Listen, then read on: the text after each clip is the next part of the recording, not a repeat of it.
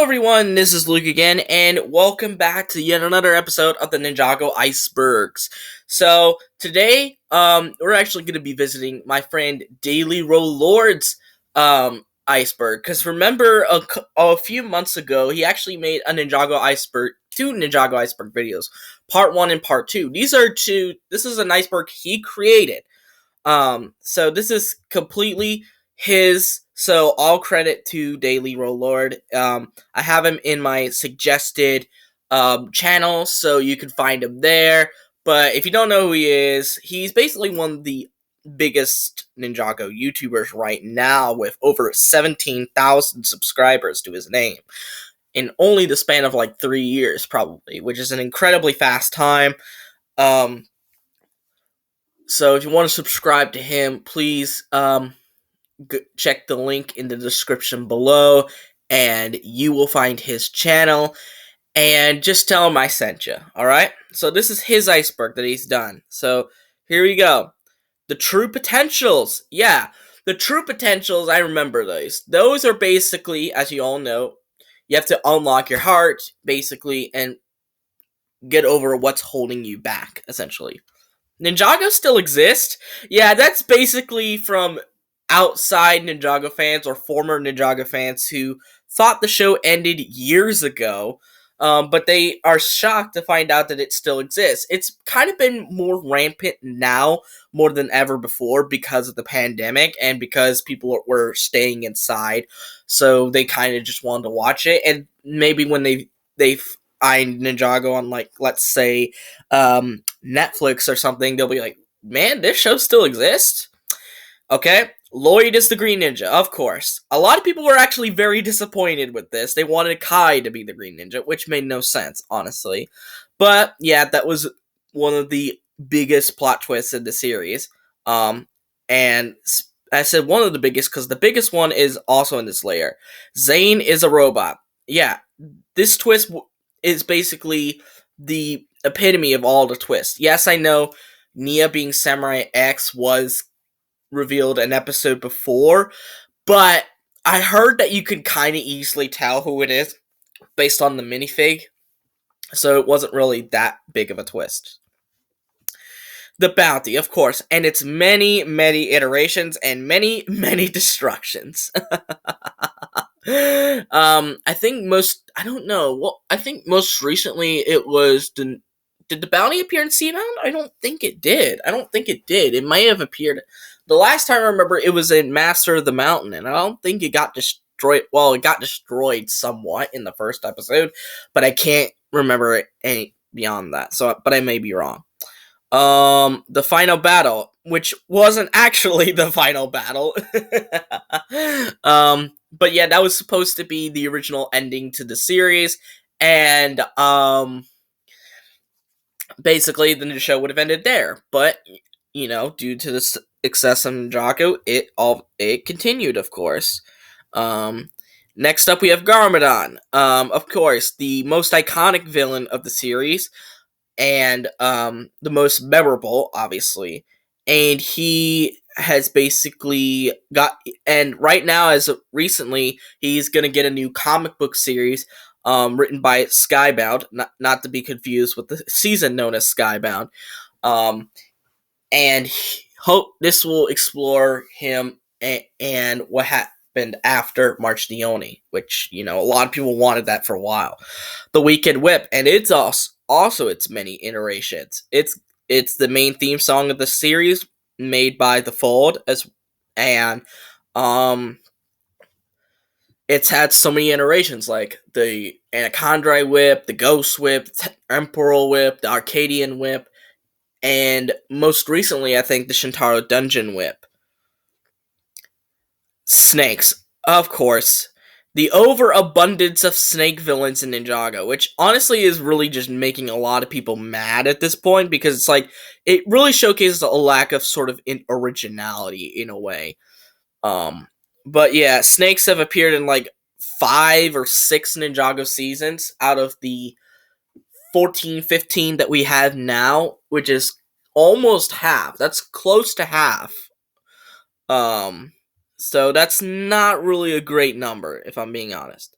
And then the spinners. This one has two different definitions, believe it or not. The spinners could be referring to what the Fold calls the Ninjago fans the spinners. So, hence the name of their first Ninjago album, For the Spinners. But it also most likely means the actual spinners that came with a lot of, like, there was a spinner game, I'm pretty sure, along with some cars as well. And I looked at those spinners and they looked pretty damn good, if I'm being honest. The Mailman, a constant running gag. He has appeared quite a lot, and he usually just appears just for the sake of it, just to deliver the mail, or for some reason, just to be there. So this is the second layer. Oh shoot, I forgot about this one. The Golden Weapons. The Golden Weapons have had two iterations. Basically, I just almost forgot about this one. The Golden Weapons have had their first iteration, which lasted from the pilots all the way up to the middle of season 2, and then they had their second but brief iteration, which only came in the final episode of season 10 endings. So yeah, sorry if I skipped over. So yeah, back to the Mailman. He's appeared multiple times, and he's had some pretty funny moments, like the "See you next season" fourth wall break. The redesigns. Oh my god. This was such a huge controversy back in the day, but I'm pretty sure once we get it here, 2017 Comic-Con, there was some sort of clip, I think, pretty sure, of the new designs of the ninja, which were supposed to take after their movie counterparts. And a lot of people didn't like it because the movie wasn't a big success, and people thought it was just changing it just to suit the movie fans. Zane's death, one of the most emotional scenes of the entire series. Sure, it may not have had as much impact since it's literally revealed 5 minutes later that he's still alive, but the word undone, saying it's entirely undone because of it, is too harsh in my opinion. But still, it's a very emotional scene, and it's probably the first emotional scene for a lot of us Ninjago fans, especially considering I feel like 80% of the fan base cried that day when it first came out. Dragons. Yeah, there are a bunch of dragons in Ninjago. You have the original 4 elemental dragons, which came to be Ultra Dragon. You had Moro's Dragon, Hydroelectric Dragon, the Fusion Dragon, Firstborn. There's a lot of dragons in the show. Nia becomes a ninja. Now, a lot of people have actually become more critical of this decision because a lot of people have noted that Nia's character, starting from when she became a ninja, kind of went downhill. That is up until Seabound. I feel like Seabound kind of changed everything we thought about this decision. But at the time, yeah, she was the newest ninja. She still is. And she's now currently the only female ninja on the ninja team. Oh crap, I didn't mean to do that. Whoops. The Golden Ninja. I'm pretty sure this is Lloyd, but I'm pretty sure this is some sort of minifig that a lot of people love. I think it was like Golden Lloyd, which basically, I heard it was a rare minifigure. I heard it was a rare one, and it was really sought out for. Air Jitsu, a sort of retcon concept where basically it's kind of like a variation of spin jitsu, where basically instead of you spinning on the ground, you would fly temporarily, which I think is pretty cool, but unfortunately they retconned it after season 7. From what I've heard, according to the story Way of the Departed, according to the story, which I've actually done narration, so if you want to check that out, please do so. Basically, what the story said is because they removed it because it made Cole Scar ache, and if it made open Cole Scar too big, it would have basically let in a bunch of wizard thingies into the world of Ninjago, causing a big threat. Samurai X, that is Nia, as we mentioned before. This was the first plot twist of the series, But it basically got overshadowed by Zane as a Robot because Zane as a Robot was much more shocking than Samurai X, as I mentioned before. Where if you knew about the minifigure about Samurai X, you can kind of notice with the eyebrows that it was Nia. So it wasn't quite as impactful as Zane's plot twist is. Cole becomes a ghost, another shocking plot twist. A lot of people didn't see this coming, and I didn't either. Basically, at the end of episode 48, Temple on Haunted Hill, Cole becomes a ghost and stays that way for a season and a half until Dave departed, where he becomes human again. Now, a lot of people have actually criticized this decision because a lot of people thought that Cole becoming a ghost actually added a new layer to his character, and therefore it basically took away the only thing that made him interesting. A lot of people also had this theory where basically becoming a ghost is a symbolization of a mentally disabled person, and taking away his ghost is like saying you could take the mental disability away, which is incredibly wrong. But then again, to each their own. The Ninjago movie. As I mentioned before, this movie was not a huge success, unfortunately. In the box market. However, it was basically the biggest success of Ninjago, period. It made it to the big screen, and even though it didn't get the best reception, it had a good enough reception where more fans came in and enjoyed the show. So, in a way, it was a win-win. And of course, I had to say the saddest one for last. R.I.P. Rest in peace, Kirby Morrow. Now, this is actually we're actually 10 days away from the actual day of his passing. So, if you don't know, on November 18th, 2020, Kirby Morrow unfortunately passed away at the young age of 47 due to his inner demons. That being alcoholism. And the Ninjago committee was in mourning over his loss, and, I loved that day. It was the darkest day, but we powered through like real ninja. What I liked about it is because we stopped all our fighting, we stopped fighting with each other, and just united as once. Even on Twitter, where you basically can't unite even if you tried your hardest. I don't like to sound solemn and whatnot, but I feel like that was the only way you could unite the Ninjago Twitter community together. That was the only way possible. Yeah, we celebrated his life and whatnot, and people were worried about what was going to happen to Cole's character moving forward without Kirby Morrow, but recently we got news that Andrew Francis will be stepping in as the new Cole. Hopefully, Andrew will do Kirby justice and make him very proud, since they worked with each other since Andrew was about 9 years old. So, next, third layer. Whoops. The Non-Canon Ships. Oof.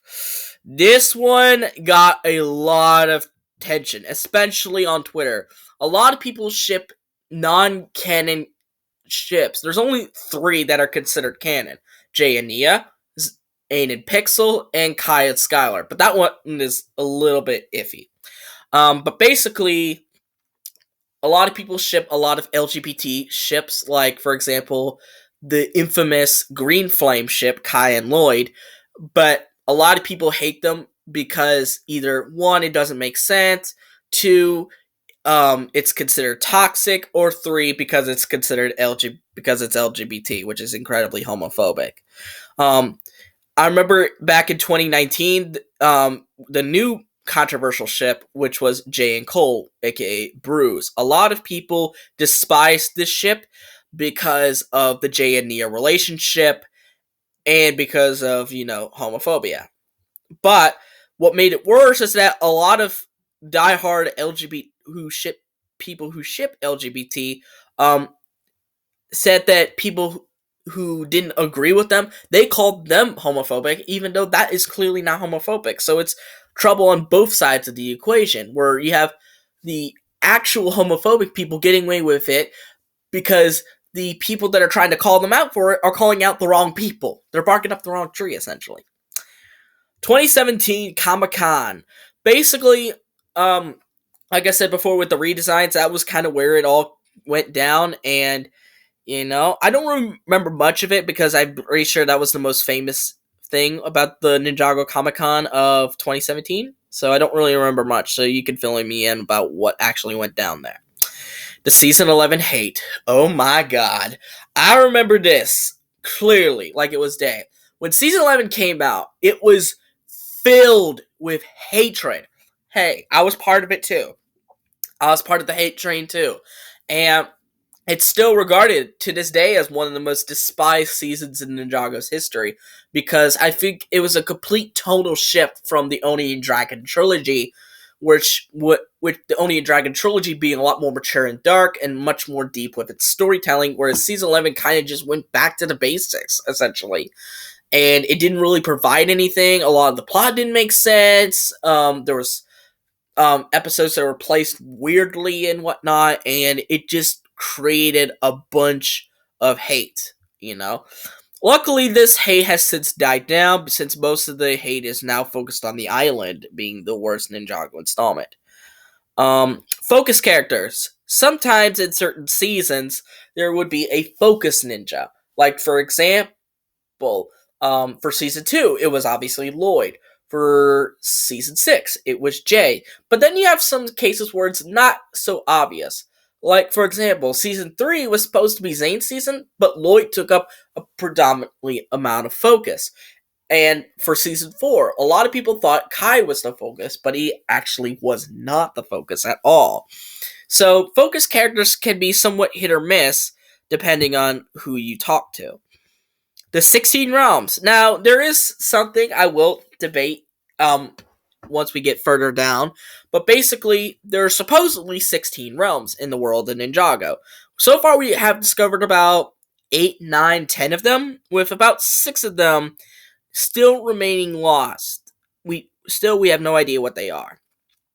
The season 2 filler episodes. These were basically the first 6 episodes of season 2, and they kind of got a lot of criticism. Not necessarily hate, but a lot of criticism.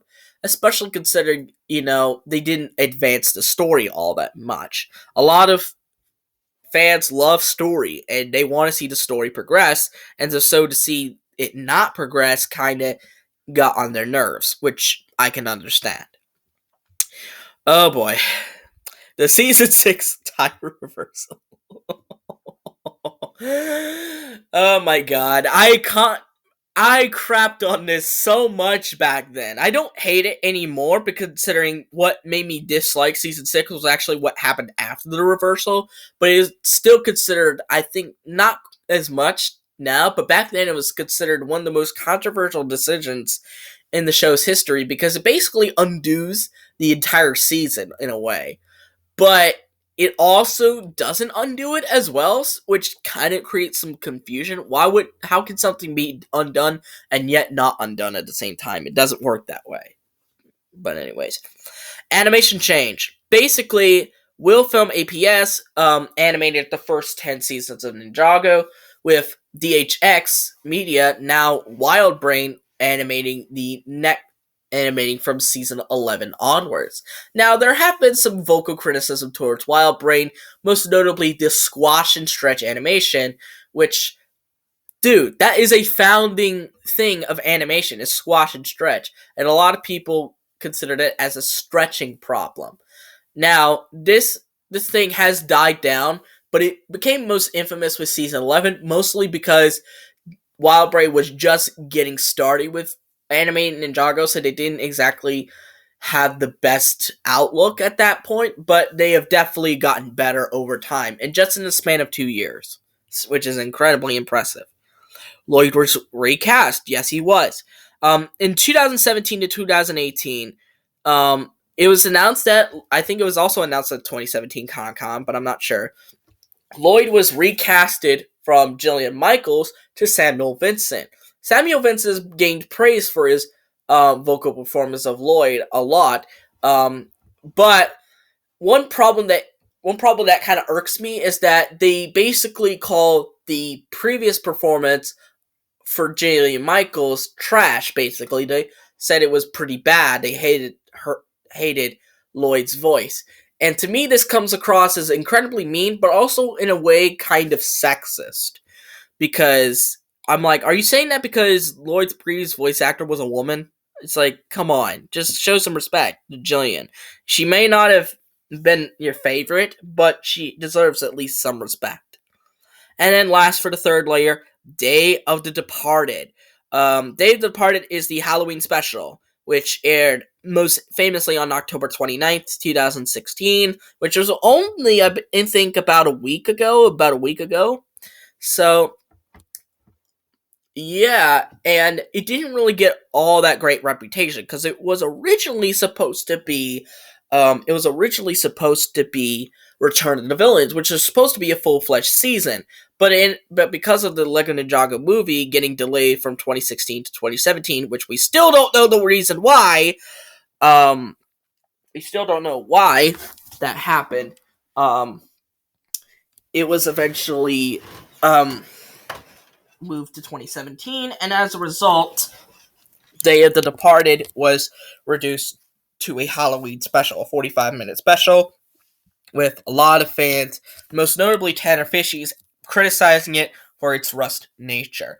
And I think what made it worse was that it was the first Cole-focused installment, and that kind of added insult to injury, because it's like, you're treating this character like crap, essentially, which kind of felt disrespectful to a lot of diehard Cole fans. So next, fourth layer.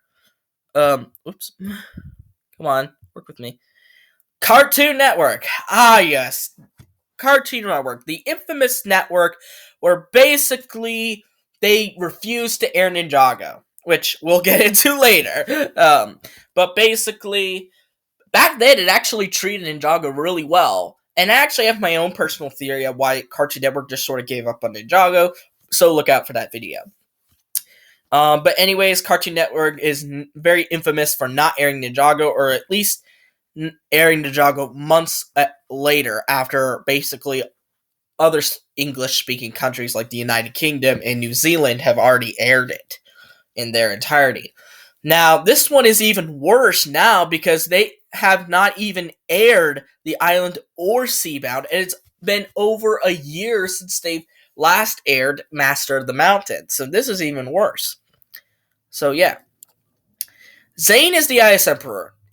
If you remember, I put this plot twist at number 1 on my worst plot twist video, because it was so incredibly obvious that it was Zane. I mean, who else could it have been? The previous Master of Ice was dead, or at least is implied to have died. And there was only one other person who could control ice, that being Zane. So it was pretty obvious. So it makes it such an underwhelming twist. Now, it did have its good moment, though, with, Lloyd figuring out that Zane is the Ice Emperor. That was cool and whatnot, but still, a very underwhelming twist. Oh god, this one. Dareth worshipping. I'm looking at you, generic stud! I'm looking at you. Basically, this is honestly the worst Ninjago meme I've ever seen. The whole Dareth is God meme, essentially. Which basically treats Dareth as some sort of divine being, essentially. Most notably, as I said before, Generic Stud has done it. That was a big reason why I did not like Generic Stud at first, because he just wouldn't shut the fuck up about it. And honestly, I just wanted to slap him in the face just to shut him up. But luckily, he's died down on it. At least I think so. I could be incredibly wrong, though. The anime episodes. These episodes are infamous for just not looking all that good. I mean, you could see a perfect example right here with Goku J right here. And they just look, and they're not even true anime either. They're 2D. Avatar The Last Airbender. It was made in America, so technically it's a 2D cartoon, but it looks like an anime. It looks like it. This does not look like anime at all, because no anime would ever show a character with yellow skin. Like, that just doesn't work in anime, alright? Sure, they might have a tanner skin, like Ash Ketchum does, but not to the extent of that. It just doesn't look right, honestly. And so far, the last quote unquote anime episode was Dungeon Party, and hopefully these episodes never come back. Hopefully Tommy Andreasen, which I'll get into right next, does not make another one of these episodes ever again because of the reception those two have gotten. Well, one of them has gotten a good reception, being Last of the Formlings, because it actually made sense, whereas the other two made no sense at all. Tommy Andreasen's Twitter. Yeah, it's basically become a ground for basically all Ninjago questions. A lot of people want to ask, like, Ninjago questions on his Twitter, and you got to be respectful when it comes to this. Even on his non-Ninjago related posts, or even his posts in a state of mourning, there's always going to be that one asshole who just asks a question. I'm like, dude, that's not the right time. Ask him tomorrow, alright? So, yeah, it's basically become a haven ground for just a lot of Ninjago questions and a lot of assholes in general. The reflections. Basically, the reflections were this big thing back then, but I don't really think they matter too much anymore. They were a big thing because it showcased basically Ninjago's, not Ninjago's, the Ninja's future. But most notably, Cole seemingly did not have a reflection. But unfortunately, a lot of people thought this implied Cole would die in a future season, but all it did was imply his ability to disappear, which is a much lamer answer. And they most likely have been forgotten to time. Way of the Departed. Like I mentioned before, I have done a narration series on Way of the Departed, and don't worry, I will narrate chapters 23 and 24 as one, since 24 is more in a more comic style. But this is could be canon novel set between the season 7 and season 8, and it explains a lot of changes, such as Lloyd's green eyes, and why Air Jitsu is no longer in the show. The Dark Island Trilogy. Now, this one I don't have as much knowledge on. It's supposedly set between seasons 6 and 7, I'm pretty sure. And somehow it got its own mural on the monastery, even though only like 40% of Ninjago fans know this exists. When honestly, it should have been Day of the Departed there. But anyways, and it explains a lot of stuff as well. But I don't really know too much about the Dark Island Trilogy since I haven't read it, unfortunately. Harumi is the quiet one. Another pretty damn good twist, even though I'm not a huge fan of the Harumi character. Basically, she was revealed to have been a villain all this time and is actually the full-fledged leader of the Sons of Garmadon in order to get revenge on the ninja for killing her parents, even though the motives aren't exactly airtight. Now let's go with layer number 5. We're getting there, ladies and gentlemen. Oh god. The island numbering debate. This one, I fully blame Brady Shoot for this. He should have shut his damn mouth with this. But basically, Brady Shoot replied to someone in a tweet that said that, did you mean season 14? Implying that Seabound is season 14, but then Tommy later rebutted with, we don't call seasons that way anymore. Now when I think about it, I think Tommy was implying that we don't call seasons by their numbers anymore. Rather, we call them by their name. The Island, Seabound, Master of the Mountain. They don't use season 13 and whatnot. This kind of reminds me of why Tommy decided to get rid of the numbers, like episode, blah, blah, blah, blah, blah. He said it in a interview online, I'm pretty sure, that the reason they got rid of the numbers was because it would be overwhelming to some kids. Like, for example, episode 67, they would have to go back and watch them all before we go into this one. But that's kind of the whole point of a serialized series. That's kind of a point. You're supposed to watch them back. That's kind of the whole point, dingus. That's the whole point. You're basically supposed to watch them all. And obviously you shouldn't watch basically all of them, hardcore style, but like, that's the whole point.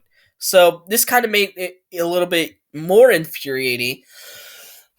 Now, since we were confused on what to call the island. Now, there are some diehard Brady defenders who think that that Seabound is season 14 and that the island is just a special. But there are some people who say that season 14 is the island and season 15 is Seabound. Whatever you call it, it doesn't really matter in this point in time. Mr. E is Echo Zane. This was a scrapped idea, which the explanation for this is incredibly stupid, if I'm being honest. It's incredibly stupid. But basically, Mr. E was supposed to be Echo Zane, and this would have caused a much more surreal moment with the episode's ending of Snake Jaguar. And basically, it would have had a much more emotional impact. But unfortunately, this was scrapped, if I remember correctly, because they would have had to reintroduce Skybound all over again.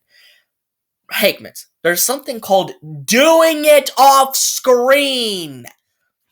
You could have just done this off screen.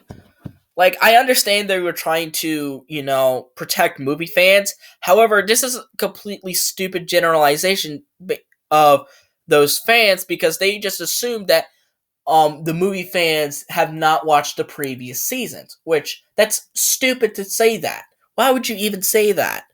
Because that's basically saying if you're a movie fan, you have not watched the previous seasons and you just started the series at season 8. Which is, who does that, honestly? But anyways, I'm getting really mad here. The chicken, otherwise known as Miss Benedict, I'm pretty sure. This chicken has appeared as a sort of running gag, I guess, in the new Wild Brain era of Ninjago.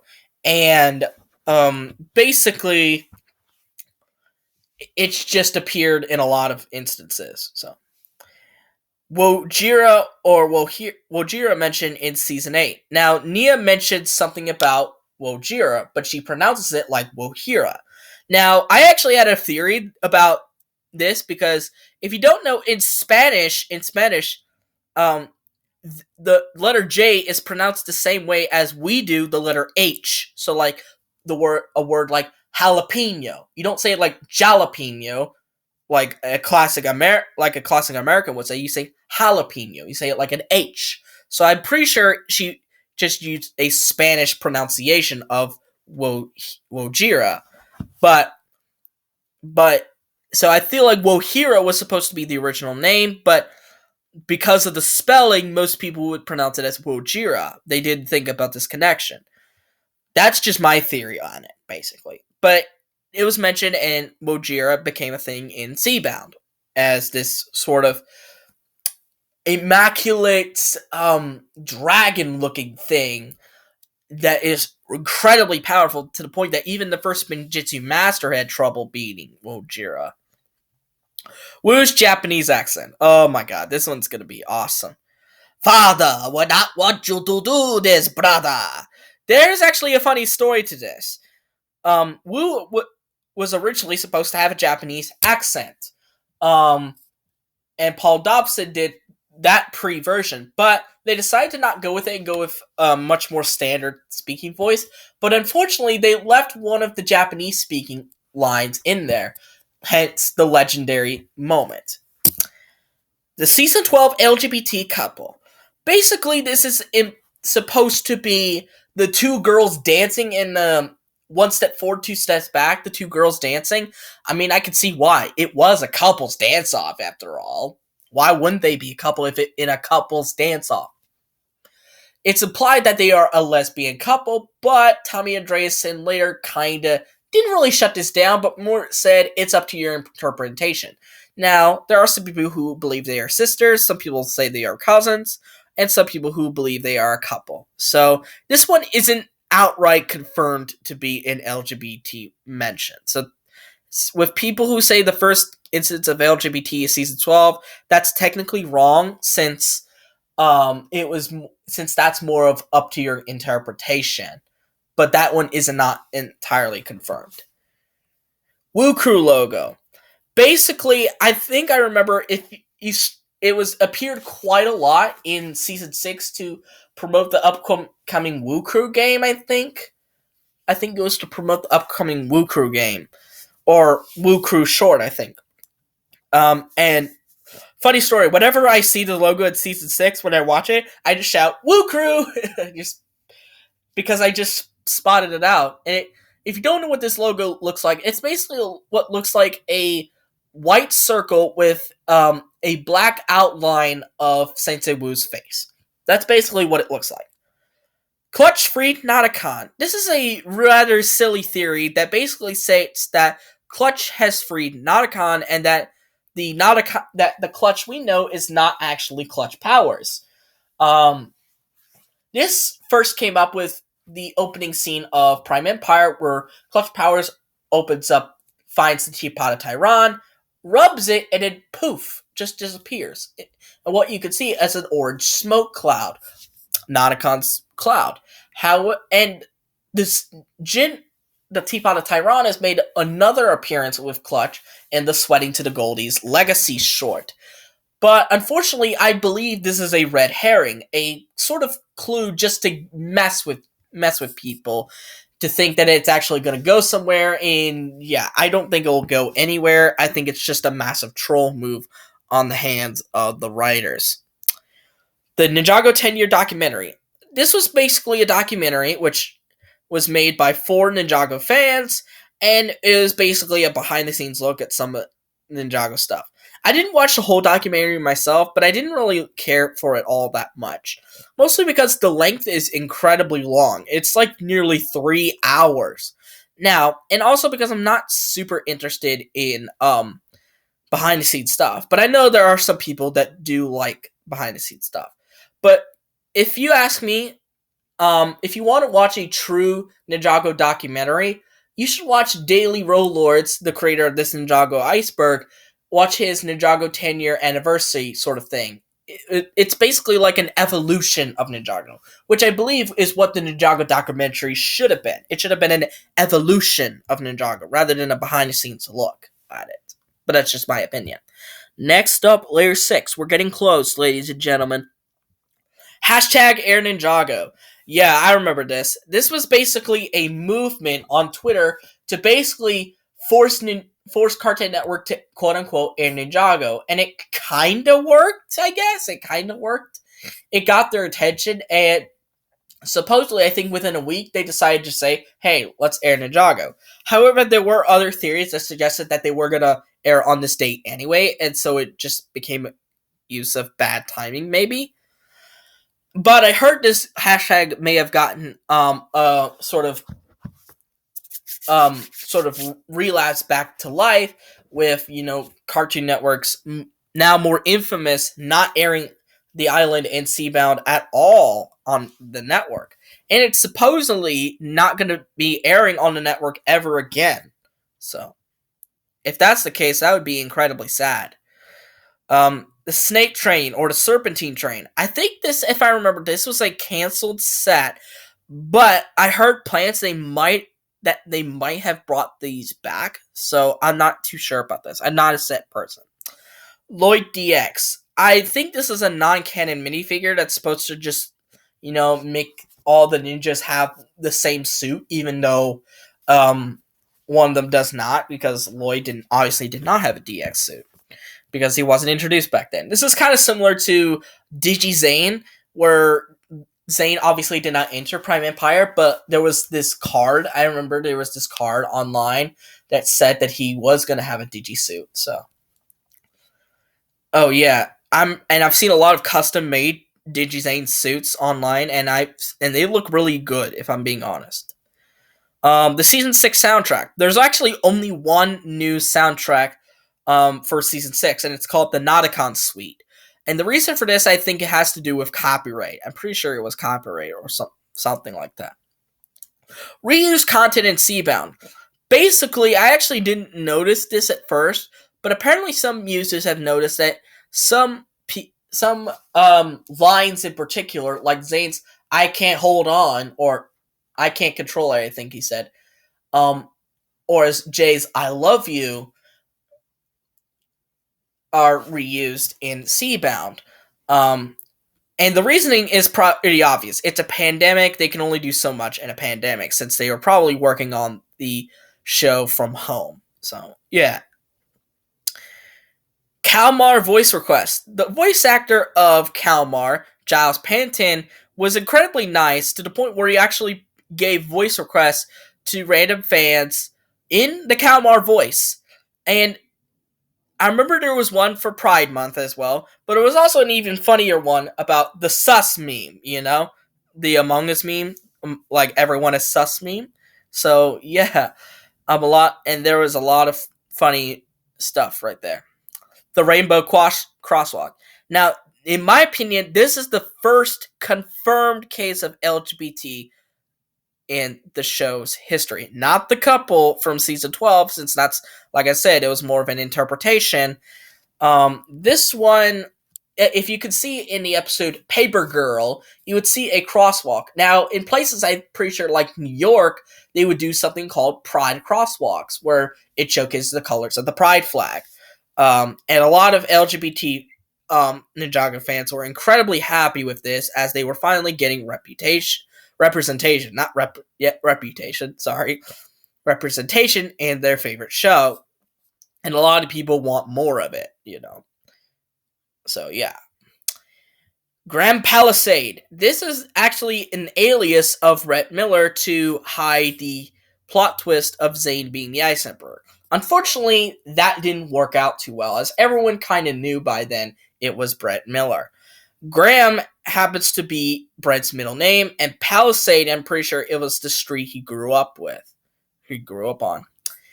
The Yin Yang map. I'm pretty sure this was a map designed by a famous Ninjago artist, Joshua Deck, but it was basically how Ninjago's entire land looks like the Chinese yin yang, with one side representing good, the other light, and the other side representing dark. Hence yin yang, because the whole purpose of the yin yang is supposed to represent opposites. Season 7's ending. The original Season 7 ending was originally going to be Kai in the future stopping the Time Twins. And Season 7's ending was originally going to end the entire series. And honestly, it looked like a pretty good ending. However, Cole is mysteriously absent from the ending, so it's really up to interpretation of what happened to him in this ending. And then we get the most controversial one, in my opinion, out of all of these, Just Stop. He's a cartoon YouTuber who made a Ninjago video called, I think it was called Ninjago is Very Bad or something. It was a collaboration with another cartoon YouTuber, LS Mark, and the video got immense hatred as a result of its airing and got a bunch of dislikes, to the point where the dislikes overtook the likes. I remember he said that the whole purpose of the video was to troll a fandom, and it worked in that case. So it was essentially kind of rage baiting, but it also kind of backfired on him, since he didn't realize the power of the Ninjago community. Just saying, if you decide to fuck with the community, they will fuck with you back, and hopefully no one takes that out of context. But he eventually deleted the video, and it does exist in re-uploads. So yeah. Next, we're on the second to last layer. Okay. Cole is colorblind. There's a theory in season 13 that because Cole said that the skull of Hazador was red, but it was actually green. A lot of people facepalmed this at first. They're like, how stupid can you be, Cole? But then there was a theory that said that Cole could be colorblind, considering the most common form of colorblindness is with the colors red and green. So, if that's the case, then maybe Cole just looked at the skull and thought it was red because he just could not see the color green all that well. The royal family's origins. Now, this one is a little bit confusing, if I'm being honest. Sorry. But basically, in the Golden Hour Legacy short, when Wu hits the original monastery wall, which left a crack in the wall, and it's the same logo as the royal family logo. However, this doesn't really answer the question of how the royal family came to be. It just sort of implied their origin. It doesn't really answer how they came to be. It answered the what, but not the how. And that's the problem with this little little reference because it doesn't really answer how they actually came to be. Realm of Shadows. Realm of Shadows was a puppet show in Malaysia, but it had a notorious amount of errors. Like, the most infamous, I think, is Zane not being titanium. But somehow, some way, this is considered canon, whereas Shadow of Ronin, which doesn't contain nearly as many plot holes, is not considered canon, even though it answers the question of how the ninja met Ronin prior to season 5. Fuji Buff. This was another drawing made by Joshua Deck, where it displays Fugidove as a buff person, and it actually made a cameo appearance in Seabound in the episode Paper Girl. The realm number debate. Now, there is a debate between how many realms are there. Some people have said 16 realms, like I mentioned before, but others have said 17 realms, based on what Fenwick said, 16 realms parallel to Ninjago, the key word being parallel, meaning 16 plus 1, which equals 17. Now, this one is really hard to tell because considering Tommy has been rather silent on this topic. Vengebound. I think this one just became a meme. If I remember from Daily's video, I think it was some sort of stupid homophobic Ninjago fan about Vengebound.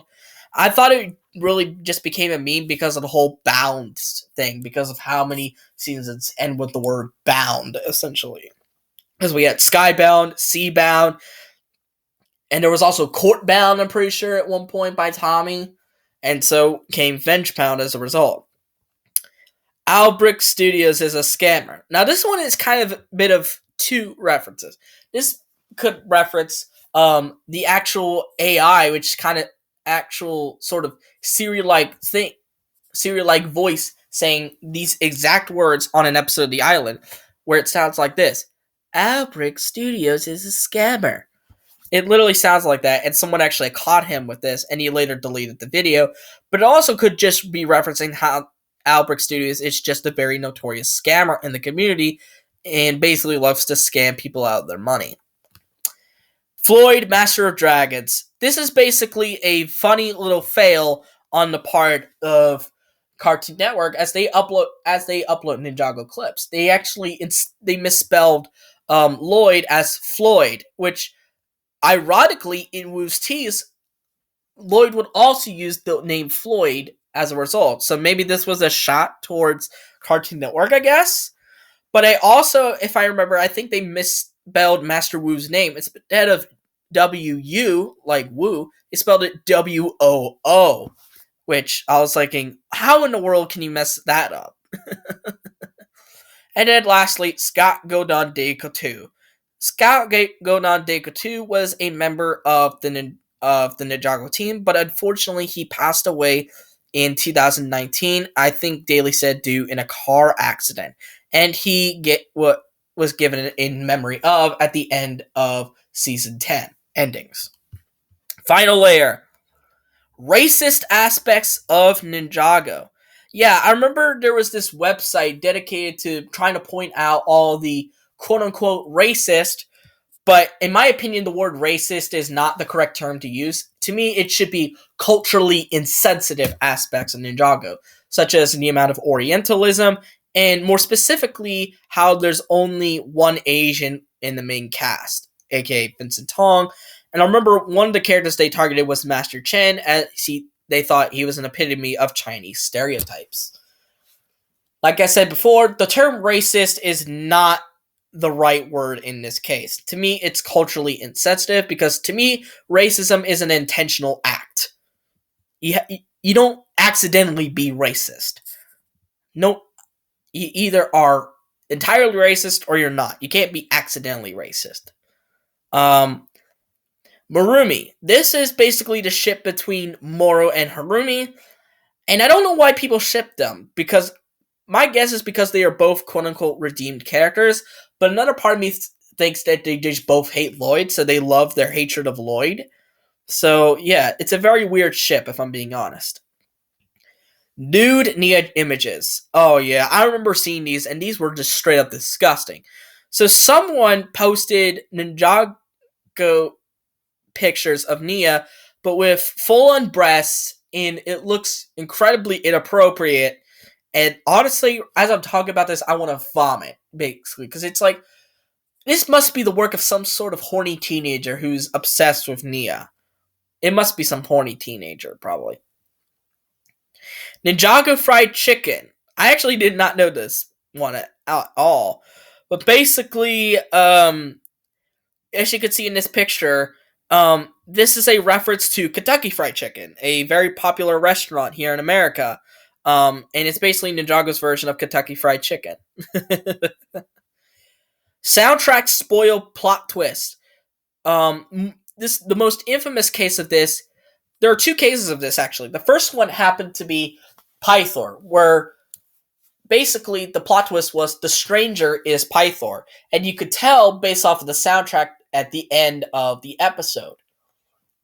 And the second instance of this is the Ice Emperor being Zane, since the soundtrack is an incredibly high-pitched version and much more scarier version of Zane's death theme. I'm pretty sure. So, yeah.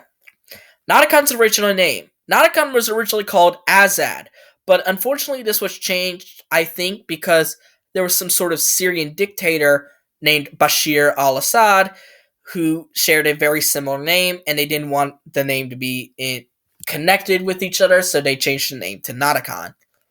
Metallodian Prince. This one I actually have no clue. I have no clue what the Metallodian Prince is. But I guess it's that dude in Dungeon Party, Corcoran's father, I guess. But I don't know, personally. If someone would like to answer this for me, please let me know in the comments. Obama follows the fold. Well, kinda. Basically, Obama, for some reason, former President Obama, Barack Obama, follows Dan Cassidy, the frontman of the Fold. And I don't know why this happened, but Dan actually, I remember he tweeted about this, and it got a lot of momentum, I guess. And then the last one, Anaconda Klaus. But I remember from Daly's video that it was originally from, I think, the tournament game, and apparently you can unlock Anaconda Klaus as a character in the game, so I think that's what it means. But if he wants to correct me on any of these, he better let me know. But anyways, that is it for this round of the Ninjago Icebergs. Unfortunately, I don't think there's really that more left, so it might be a while before I decide to make another Ninjago Iceberg video. But anyways, what do you guys think about this iceberg by DailyRoLord? Let me know in the comments down below. But anyways, I hope you guys like this video. Give it a thumbs up, subscribe to the channel by clicking on the red subscribe button, and click on the notification bell to see every video that I will upload. And I'll see all you folks in the next video. Bye-bye!